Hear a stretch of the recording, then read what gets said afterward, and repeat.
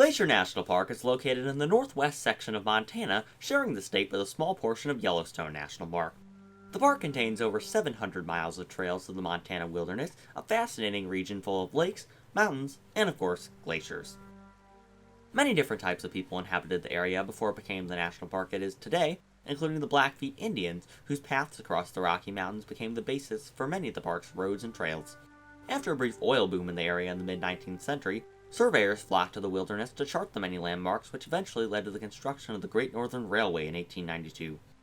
However, two men saw the beauty in the glacial landscape and advocated for the land to become a national park. Frederick Godsoll was influential in the creation of Waterton Lakes National Park in Alberta, Canada, bordering Glacier, in 1895, and George Bird Grinnell pushed for the creation of Glacier in 1910.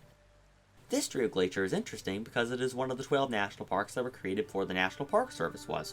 Until August of 1916, when the NPS was officially authorized by President Woodrow Wilson, the park was managed by the Department of the Interior as a whole under Superintendent Major William Logan. On June 18, 1932, Glacier National Park began a partnership with Waterton Lakes. This partnership still remains to this day, with the two parks being known collectively as Waterton Glacier International Peace Park.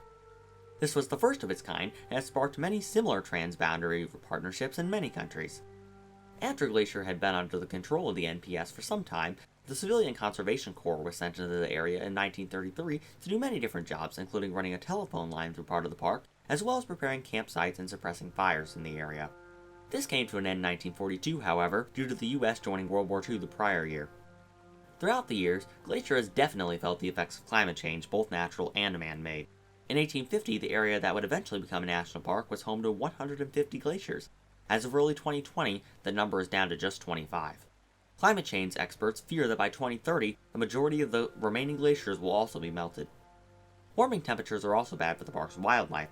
Habitats within the park for fish that require cold water are rapidly shrinking, and land animals such as the wolverine are having to move farther north as they run out of snowy habitat. This shows that work needs to be done to stop these issues, and fast. Despite climate-related problems, however, there is still plenty to enjoy in Glacier National Park. As previously mentioned, the park is home to 734 miles of trails, meaning there's something for everyone. The 50-mile Going to the Sun Road is an essential part of any visit. It takes visitors all around the major sites of the park, including Logan Pass. Named after Superintendent William Logan, it is the highest point in the park accessible by car, at 6,646 feet in elevation. It provides an excellent photo opportunity, especially as the sun rises. On foot, visitors can hike the Highline Loop, a fairly difficult trail that presents stunning views of Glacier's landscape at every single step. The highest peak in the park is Mount Cleveland, which is also part of the Rocky Mountain Range. A portion of the range inside of the park is also home to the oldest exposed sedimentary rock in the chain at over 1.6 billion years old. At just over 1 million acres, Glacier National Park is truly a treasure and should definitely be preserved. Thank you for watching. If you'd like to learn more about America's national parks, feel free to subscribe, and we'll see you next time.